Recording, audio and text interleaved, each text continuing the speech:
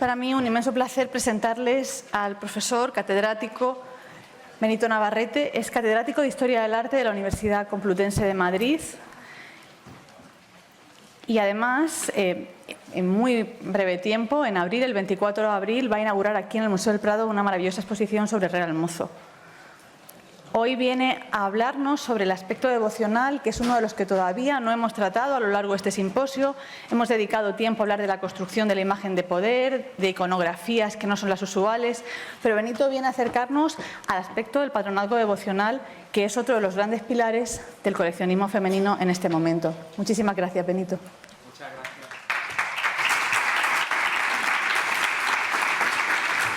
Muchísimas gracias a Noelia García Pérez por organizar este congreso, a Javier Arnaldo, de verdad, estoy muy honrado de estar con todos vosotros, a Paloma Málaga y bueno, y a todos vosotros y vosotras, porque para mí es de verdad muy emocionante ver tantísima gente joven. Es muy importante que haya tanta gente, y sobre todo también saludo a las personas que nos están siguiendo a través del canal de Zoom del Museo del Prado, porque es muy reconfortante, ¿no?, la gran acogida que ha tenido este congreso.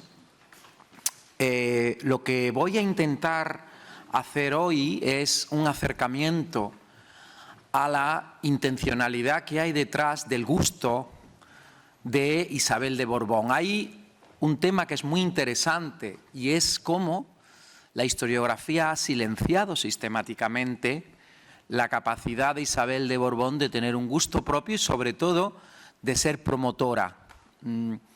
Recientemente ha habido contribuciones bastante sólidas, incontestables, diría yo, que iré citando a lo largo de mi intervención, precisamente sobre ese gusto de Isabel de Borbón y cómo se va a proyectar a través de sus obras pías y, sobre todo, cómo va a ir configurándose una imagen de la reina. Aquí tienen ustedes este retrato de Isabel de Borbón de 1628, es un retrato conservado en el Kunsthistorisches Museum de Viena, una obra interesante para ver cómo la reina se ve a sí misma desde el punto del carácter de la piedad, que es algo que vamos a intentar ver a lo largo de la obra, pero sobre todo cómo. Además, es un retrato que estuvo bastante tiempo negado a Rubens, es una obra de Rubens de primerísima calidad. La foto que les pongo está hecha directamente en el museo hace escasamente un mes y es una obra que demuestra precisamente esa iconografía del poder que también la reina va a intentar trasladar. Precisamente es en este espacio, en el Alcázar y en lo que es la torre, no sé si con esto creo que se puede.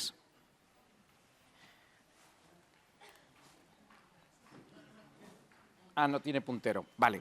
Bueno, pues en el extremo derecha ven ustedes la Torre de la Reina. En ese espacio, en el cuarto de la Reina, es donde se comienzan, aquí lo ven mucho mejor, en el número 3, marcado con el número 3, a ver algunas obras que la propia reina había encargado. Y sabemos esto porque existe un pago autorizado por la propia reina Isabel de Borbón, en el que en 1623 se compran un número de obras flamencas. Esto lo sabemos precisamente gracias al viaje artístico de Pedro de Madrazo, que es el que da la noticia de la autorización del pago. Y entre esas obras había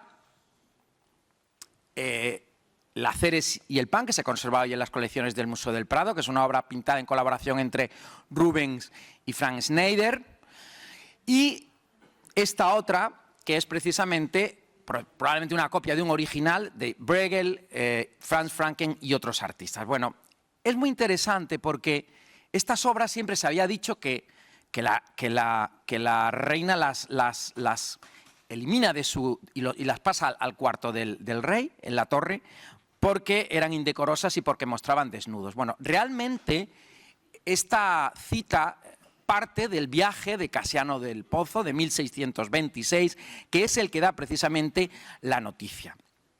Siempre se ha relacionado, por tanto, el gusto o la intencionalidad de la reina, por tanto, con un carácter devoto o un carácter pietista. La configuración precisamente de Isabel de Borbón como una reina pía viene de su comparación, ¿no? Y esto lo ha estudiado muy bien Cécile Vincent-Cassy en su artículo Coronada en la Tierra, es decir, cómo se corona Isabel de Borbón, pero como el carácter de Isabel de Portugal, parangonándola con Isabel de Portugal, es, digamos que, el alter ego, ¿no? O de alguna forma, la forma en cómo... Ah, perfecto, gracias, muchas gracias. O cómo se quiere ver. Existen bastantes testimonios de la comparación y de la reafirmación de la personalidad de Isabel de Borbón con Santa Isabel de Portugal. Precisamente es Felipe IV el que el 25 de mayo de 1625 en Roma auspicia la beatificación de Santa Isabel de Portugal. Y no es casualidad, y ahora lo vamos a ver más adelante, que a los pocos años Rojas Zorrilla escriba precisamente una obra dedicada precisamente a Santa Isabel de Portugal, una comedia famosa, en la que cuando se estrena precisamente en el Alcázar, está viendo la representación en 1635 la propia Isabel de Borbón. Yo siempre he sostenido, y lo dije en el catálogo que hice sobre santas de Zurbarán, devoción y persuasión, que realmente lo que está pintando Zurbarán en la obra del Museo del Prado, su Santa Isabel de Portugal, es realmente un retrato que muestra a Isabel de Borbón. Es decir, es un retrato a lo divino personificado de la reina Isabel de Borbón.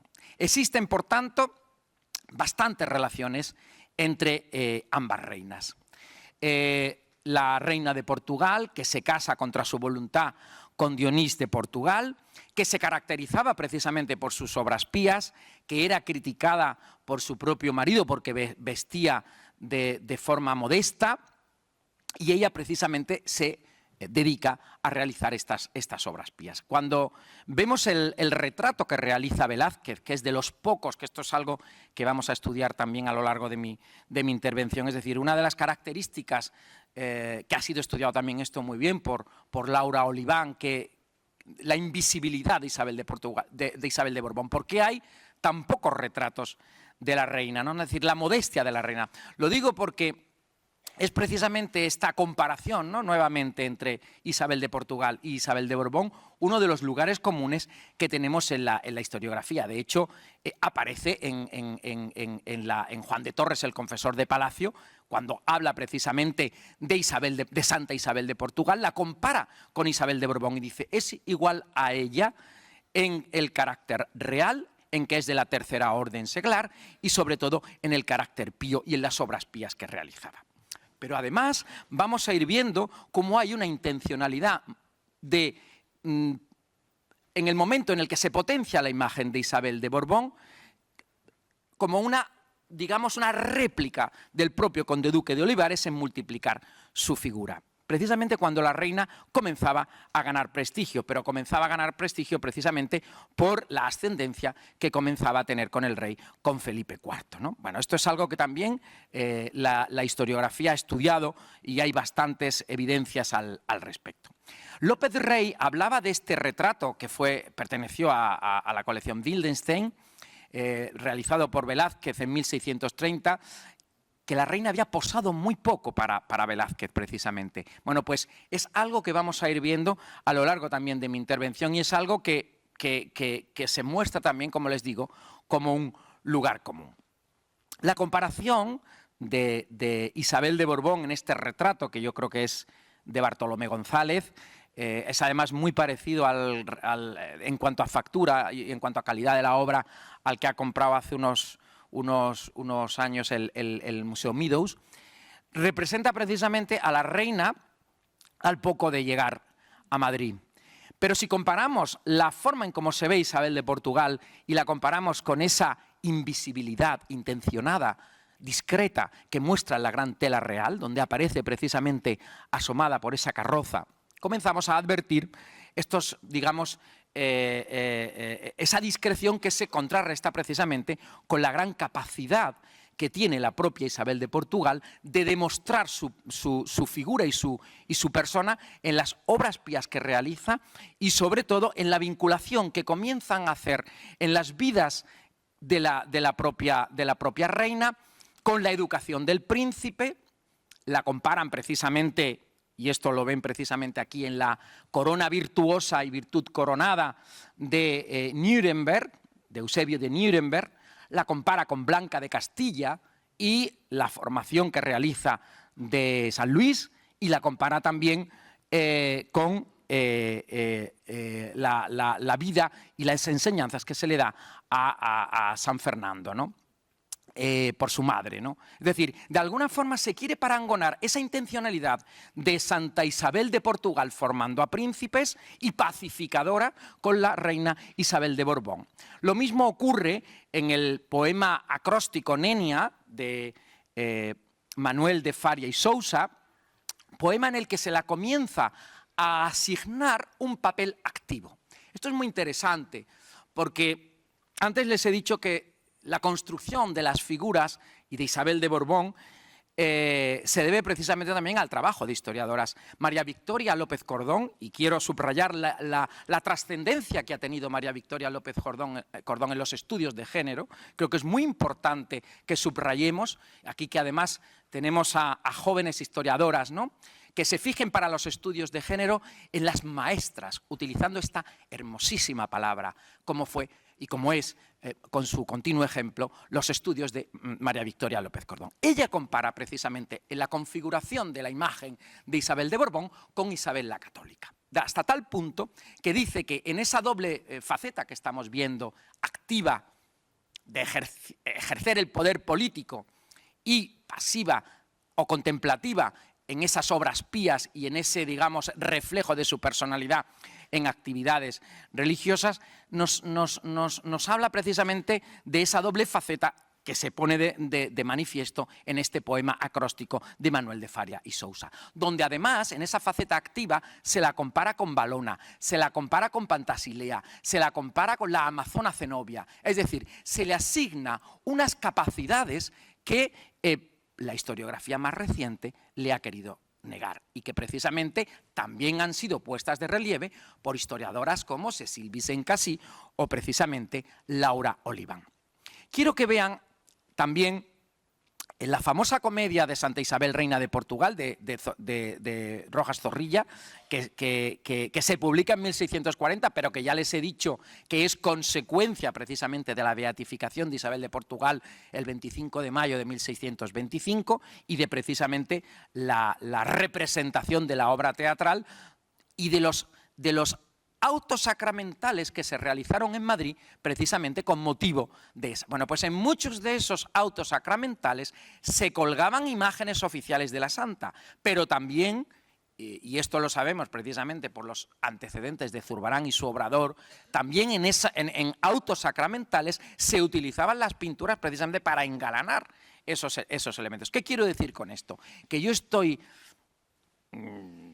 tengo muchos elementos para decirlo, que la obra que les he puesto anteriormente de Zurbarán, Santa Isabel de Portugal, probablemente sirvió para algunas de estas representaciones teatrales, como la propia que se celebra en el Alcázar y que he mencionado anteriormente, porque la obra de Zorrilla se publica 5 años después. Laura Oliván, en el artículo que les he mencionado anteriormente, habla precisamente de esa, digamos, circunstancia verdaderamente sorprendente de que, siendo Velázquez, como pintor del rey, el que se dedica a pintar precisamente al infante don Fernando, al príncipe Baltasar Carlos y al conde duque, no pintará más a Isabel de Portugal. Aquí tenemos el retrato del taller de Velázquez, que pertenece al Kunsthistorisches Museum de Viena, que fija una imagen que va a ser decisiva precisamente para la configuración de la imagen de la reina, ya casi de carácter póstumo. Quiero decir con esto que el grabado que hace, que lo vamos a ver ahora posteriormente, Pedro de Villafranca, precisamente cuando se pone el féretro aquí al lado, en San Jerónimo, está directamente inspirado en la imagen beatífica casi que da la reina precisamente en esta obra de Viena. Pero la obra que fija el antes y el después es precisamente el retrato ecuestre, donde se manifiesta el empoderamiento de la reina y donde a partir de esta obra precisamente la reina comienza a ganar una gran ascendencia con el rey. Bueno, hasta es el retrato consecuencia lógicamente de es decir, se parangona también con Margarita de Austria, y en el Salón de Reinos, que tiene precisamente esta funcionalidad política y representativa, lo que nos está mostrando es precisamente esta, digamos, dualidad, ¿no? Por un lado, lo que les mencionaba de ese poder político, que aparece aquí representado precisamente, es decir, el carácter, la regionalidad presente en esta obra y la reivindicación de su figura en la obra del Salón de Reinos, que la propia Laura Olivans la manifiesta, ¿no?, la autora, como un antes y un después en la representación de la reina y la ascendencia ante Felipe IV, ¿no? Las imágenes que se van constituyendo de la reina también en la literatura y en las obras espirituales, como en la obra de Juan de Palafox, los discursos espirituales, la parangonan no solo con Isabel de Portugal, sino también, evidentemente, con Santa Isabel de Hungría, ¿no? Es decir, hay un interés, por tanto, de mostrar ese carácter beatífico. Y si Margarita de Austria fue una reina mártir de la fe, Isabel de Borbón va a ser una misionera, una santa misionera, en el sentido de que son precisamente sus obras pías, y ahora vamos a verlo reflejado, las que van a ir reflejando o van a ir construyendo, hasta tal punto que incluso cuando muere, las crónicas de la muerte dicen que a los tres días ella seguía incorrupta, ¿no? Y se van lanzando una serie de noticias acerca de cuando fue regente, ¿no?, en la campaña de Aragón en 1642-1643, y cuando convence a Felipe IV para que, digamos que, apartara al conde duque, ¿no? De hecho, el grupo de poder en torno a Isabel de Borbón es el grupo de poder que iba contra el conde duque, que es algo muy interesante, hasta tal punto que el conde duque se muestra por representar su figura utilizando a Velázquez y utilizando a los pintores de corte como, digamos que una contrarréplica a ese poder ascendente de Isabel de Borbón. Pero la propia Isabel de Borbón también encargó una serie de obras, y esto lo ha estudiado muy bien Mercedes Simal, en las dependencias que tenía la reina en el otro palacio, el Palacio del Buen Retiro. Y precisamente entre las investigaciones de Mercedes Simal están una serie de libros de devoción que la propia reina encarga, ¿no? Pero no solo encarga esos libros de devoción, sino que encarga a dos pintores, Lanchares y Pedro de Orrente, que fueran los encargados de decorar o de encontrar obras para sus estancias privadas en el Palacio del Buen Retiro. Y entre ellas conservamos en el Prado esta obra del propio Pedro Orrente, La Cizaña. Esta obra, que yo creo que la historiografía se ha fijado bastante poco en ella, es una obra clave para entender el problema que surge, creo yo, entre la reina y el conde duque. Tenemos que saber leer las obras de arte, tenemos que acercarnos precisamente a lo que ellas nos comunican o a lo que nos dicen. La parábola de la cizaña lo que nos está hablando es precisamente del hombre que encarga sembrar los campos y mientras que han terminado la faena y están durmiendo, llegan unas personas y sembran cizaña entre ese trigo. Cuando ven que el trigo está creciendo, ven que ha crecido el trigo y que ha crecido la cizaña. Y entonces los trabajadores del Señor le dicen que si quiere que arranque la cizaña. Y el Señor dice, no, dejémoslas que crezcan juntas. Y cuando el trigo haya crecido, entonces, y vayamos a recolectarlo, entonces eliminaremos primero la cizaña y recolectaremos el trigo. Yo creo que es una imagen del reino de Dios, ¿no?, del reino de los cielos. Yo creo que esta pintura, que repito una vez más, es una consecuencia directa de la intencionalidad y de esa vida contemplativa junto con vida activa, recordando las palabras de María Victoria López Cordón, de que es la primera reina política desde Isabel la Católica, Isabel de Borbón, está muy relacionada precisamente con esa intencionalidad que no es casual de la reina Isabel de Borbón. Pero volvamos al Alcázar y volvamos al otro lugar, al otro espacio referencial donde Isabel de Borbón mostró y ejemplificó su carácter pietoso. Y volvamos precisamente a esa torre de la reina, volvamos a ese espacio, porque ahí es donde precisamente se va a representar y se va a desarrollar ese sentimiento de la devoción femenina de la propia reina. Conservamos un estudio publicado en 2018 que considero muy importante para entender la funcionalidad de este espacio del oratorio de la reina, que es el libro de Maricruz de Carlos, Nacer en Palacio. Digo que es muy importante porque nos ha enseñado a leer precisamente las imágenes a través de las crónicas y a través de los inventarios, ¿no? Partiendo de los inventarios reales que publicaron, de la colección de pinturas de Felipe IV que publicaron Ángel Rodríguez Rebollo y Gloria Martínez Leiva, y sobre todo también del inventario posterior de 1647, póstumo, ¿no?, después de la muerte de Isabel de Borbón, podemos intentar reconstruir cómo era el oratorio de la reina. Bueno, aquí tienen precisamente, marcado con el número 3, la Torre de la Reina. Justo al lado, donde ven ese edificio con esta torre, es donde estaría representado en el plano de Pedro de Teixeira de 1656 el espacio que vamos a estudiar. Y sobre esto quiero hacer ahora algunas aportaciones nuevas o algunas visiones nuevas. Se ha especulado muchísimo sobre este dibujo conservado en la Biblioteca Nacional de España, que efectivamente es un dibujo preparatorio para el oratorio de la reina justo en este momento. La datación de este dibujo ha oscilado entre las obras que se querían realizar en 1611 y posteriormente en 1629, es decir, entre las que había impulsado en su oratorio Margarita de Austria y posteriormente Isabel de Borbón. Bueno, es un dibujo que yo no tengo ninguna duda que fue realizado por dos artistas, un arquitecto y un pintor. Probablemente la traza se deba a Juan Gómez de Mora, pero lo que no tengo ninguna duda es que las representaciones de matita rosa, de lápiz rojo, están realizadas por Eugenio Cajés, porque son exactamente la personalidad gráfica de Eugenio Cajés, al que conozco bastante bien, ¿no? Eugenio Cajés muere en 1635, lo digo porque esta fecha es clave para fijar el antes y el después del oratorio.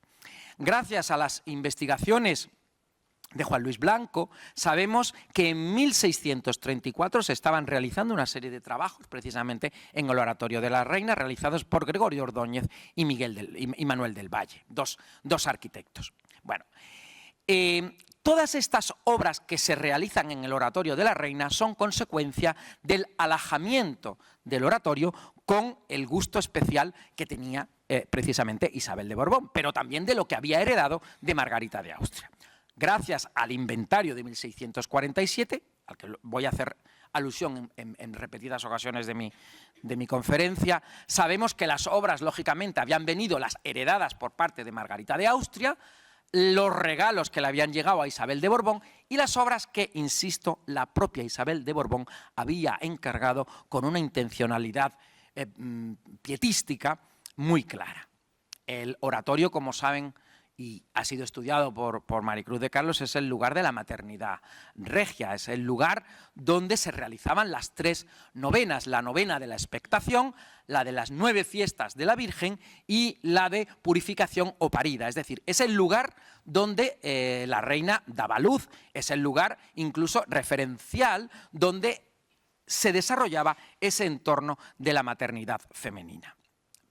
Por eso, precisamente, las obras a las que ahora voy a hacer alusión están relacionadas con esas 3 novenas citadas por el capellán Mateo Fraso.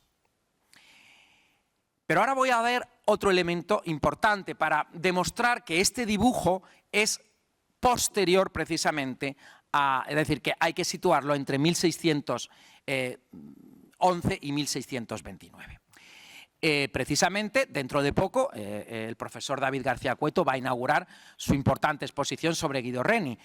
El pintor que ha realizado este dibujo está influenciado directamente por la asunción de Guido Reni, que estaba en las colecciones reales. Es decir, es una obra que está realizada después de 1603, porque el influjo que ven en esa decoración es precisamente consecuencia de haber estudiado y de haber asimilado el estilo de Guido Reni. Pero es que en la descripción que hace Fraso y en el inventario se describen también obras como la Virgen cosiendo, lavando los pañales, que están relacionadas con composiciones de Guido Reni. Se había pensado por algunos autores que realmente este dibujo del Oratorio de la Reina estaba relacionado, con las obras que impulsa Margarita de Austria. Y se quería relacionar esto precisamente porque lo que aparece en el friso leían en las metopas que era precisamente Margarita, la M y la R. Sí, es una M y una R, pero la M y la R no es la cifra de Margarita de Austria. La cifra de Margarita de Austria no es esa. Es el emblema de María. Es el emblema de María y lo podemos demostrar gracias a la obra que encontré hace unos años en Milán, en una subasta de Milán, que representa precisamente a la Virgen de Atocha, que es la pintura que encarga el cardenal Monti a Maíno. Y si se dan cuenta, precisamente la cifra que aparece ahí, marcada para la Virgen de Atocha, es la M también y la A. Por tanto, ¿qué es lo que quiero decirles con esto? Que lo que se quiere hacer es un oratorio centrado en torno a la Virgen María, coronada como reina del cielo, en el oratorio de las reinas temporales, como muy bien ha estudiado Maricruz de Carlos. Y vamos a fijarnos en el plano de 1705 de Teodoro Ardemans, conservado en la Biblioteca Nacional de Francia, para ubicar nuevamente el espacio del Oratorio de la Reina y para justificar que el dibujo que les he mostrado antes, conservado en la Biblioteca Nacional, que muestra esas obras probablemente por Gómez de Mora, Eugenio Cajés y Giulio Cesare Semini, que trabajaba también en esos momentos en el Alcázar, representa el Oratorio de la Reina precisamente antes de 1635. Y para ello me voy a una aportación fundamental, la del profesor Bonaventura Basegoda y Ugás, que en Reales Sitios publica este nuevo dibujo, procedente de la colección Raimon Casellas, que está en el Museo Nacional d'Art de Cataluña, que representa la fachada norte del Alcázar hacia 1666. Bueno, pues este dibujo es clave para el discurso y es clave para justificar lo que les digo. Vamos a ir acercándonos a la representación que ahí se advierte del Oratorio de la Reina. Y nos damos cuenta que el Oratorio de la Reina está perfectamente representado, pero no como lo representa el plano de Pedro de Teixeira. El plano de Pedro de Teixeira es un plano estereotipado, es un plano de la ciudad que es muy importante para ubicar geográficamente los hitos, pero no exactamente para demostrar cómo eran las construcciones exactamente como, bueno, la prueba la tenemos en este dibujo, porque este dibujo sí que muestra el Oratorio de la Reina y la ventana que tenía, esa cubierta y esa ventana se corresponde exactamente con la que vemos aquí. Esto es el espacio que se está decorando precisamente antes de 1629. Pero, volviendo al inventario de las pinturas de Felipe IV, realizado el trabajo por Ángel Rodríguez Rebollo y Gloria Martínez Leiva, nos damos cuenta que en ese inventario, que son las pinturas del rey, la única pintura perteneciente a Felipe IV que se cita en el Oratorio de la Reina, en este espacio, es el Crucificado de Barocci. ¿Qué quiere decir? Que en las pinturas de Felipe IV solo se indica que la única pintura que hay es el Crucificado, que todas las demás pinturas eran de la reina, eran de Isabel de Borbón. Es evidente que es así, pero es que tenemos otro testimonio para demostrar lo que les estoy diciendo, y es que el canónigo, el capellán de Palacio, Mateo Fraso, dice cuando describe el Oratorio de la Reina que era infinitamente mejor al del rey. Es decir, está subrayando que estaba mucho mejor alhajado con las reliquias y con las obras pías. Por tanto, sabemos que teníamos el Crucificado de Barocci, que se lo regaran a Felipe IV a través del duque de Urbino. Tenemos las pinturas heredadas de Margarita de Austria, donde estaba precisamente la obra de Bartolomé Carducho de la Cena de 1605. Tenemos otras pinturas que habían sido heredadas por Isabel de Borbón de Margarita de Austria, que son precisamente el nacimiento de la Virgen y el nacimiento de Cristo, pintadas por Juan Pantoja de la Cruz, y que, si se dan cuenta, están relacionadas con el uso y función de la maternidad femenina, del lugar de nacimiento. Y Mateo Fraso describe una escultura en un retablo realizado por Juan Gómez de Mora, una escultura de la Virgen de la Expectación. Acuérdense que las tres novenas, las tres festividades que se celebraban en el oratorio era la de la Expectación, la de las 9 fiestas de la Virgen y la de Purificación. Precisamente las 9 salves que se rezaban delante de esta imagen, una imagen parecida a esta, porque hoy no conservamos la imagen, se describe en el inventario como una imagen de cuerpo entero, agachada, de la Virgen preñada, con cenefas y con las manos puestas, es decir, las manos juntas, y con el pelo caído. Evidentemente no conservamos esta obra porque la hemos perdido, pero, y esto lo sabemos desde hace ya, algunos años, desde las investigaciones de Maricruz de Carlos y de Gloria Martínez Leiva, sabemos que la que fue camarera de Isabel de Borbón, la mujer del conde duque de Olivares, Isabel de Guzmán, le había encargado una obra muy similar que se conserva hoy y que conservamos en la iglesia de Santiago de Cazalla de la Sierra, y que la encargó para el convento de Olivares, de franciscanos. Bueno, por la descripción que hace Fraso y que tenemos en el inventario póstumo de 1647 de Isabel de Borbón, la descripción coincide exactamente con esta imagen que tienen delante. Es una imagen que además sabemos que la cita el propio Francisco Pacheco en su Arte de la Pintura, porque la policroma él, dice que este trabajo lo hace él, pero es una obra que ha sido atribuida a Ocampo, ha sido atribuida también por el profesor Ortega a Pereira.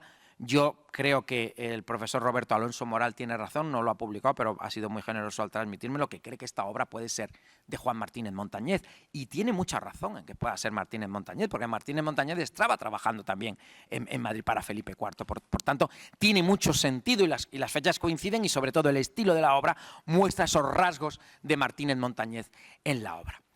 La Virgen de la Expectación, por tanto, que había en el Oratorio de la Reina, era muy similar a la que tenía Isabel de Zúñiga y Guzmán en Olivares.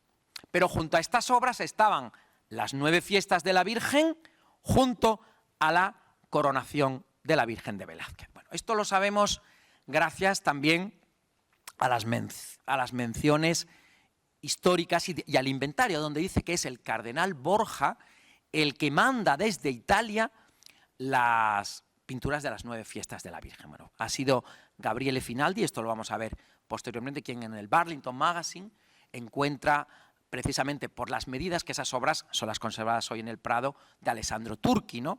Faltan 4, ahora las vamos a ver más y que se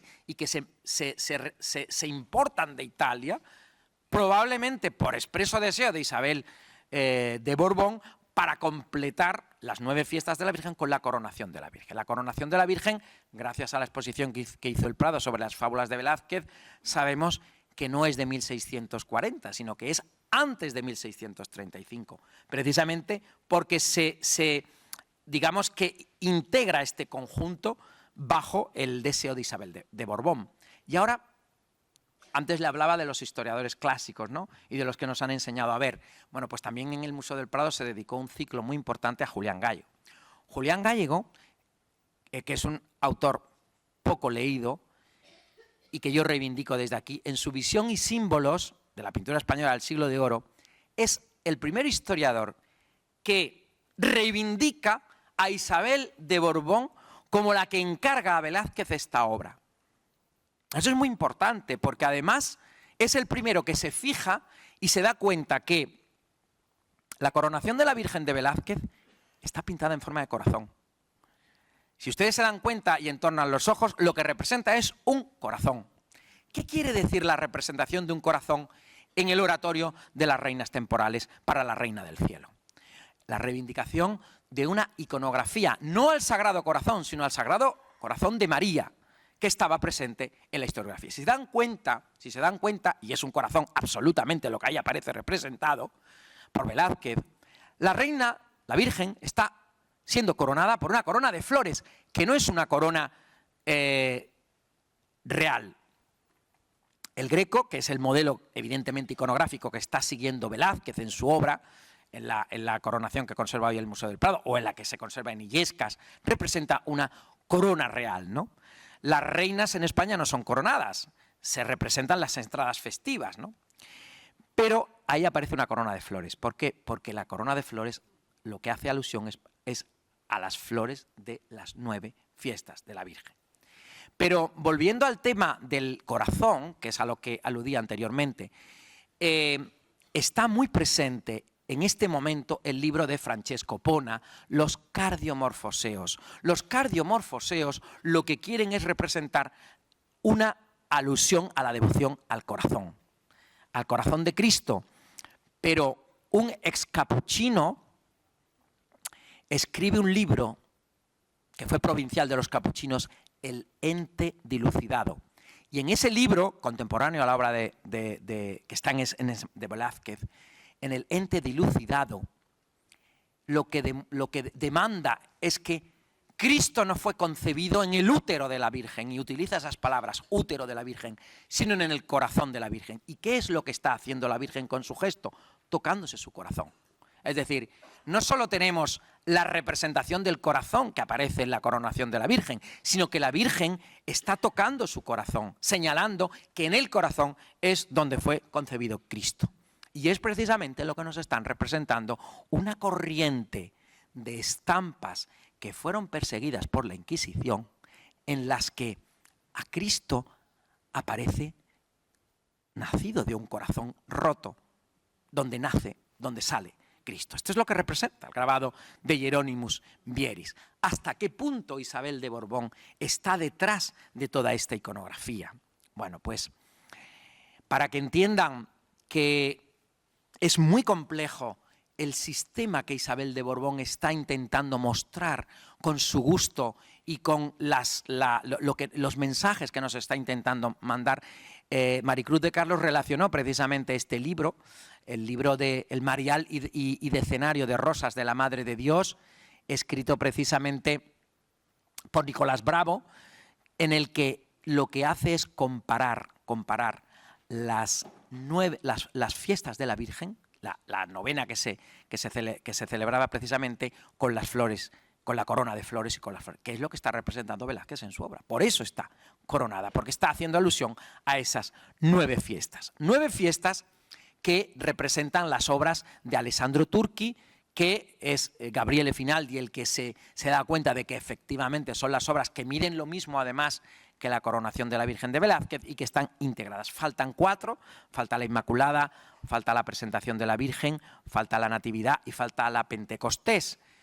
Pero es muy probable que estas obras se hicieran para terminar de integrar precisamente estas fiestas de la Virgen, ritual que la propia reina realizaba cuando salía de cuentas.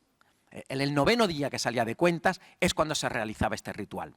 Ritual que se realizaba visitando primero a la Virgen de la Almudena y luego a 8 vírgenes de la ciudad de Madrid, pero también en el propio oratorio. Por eso se representaban las 9 fiestas. ¿Y cuál es el antecedente que está siguiendo? El de Margarita de Austria. Margarita de Austria encargó precisamente a una serie de pintores florentinos en 1610-11, esto lo sabemos gracias a los estudios de Lisa Goldenberg Stopato, quien publica una carta interesantísima donde queda clarísimo que es Margarita de Austria, la reina, la que encarga estas obras, elige los temas, que son bastante raros, para las descalzas reales de Valladolid. ¿No estaría haciendo, como se pregunta Maricruz de Carlos, lo mismo Isabel de Borbón, eligiendo y decidiendo las obras que integrarían su oratorio? Porque era una reina que tenía gusto y que ejercitaba el poder. Gracias.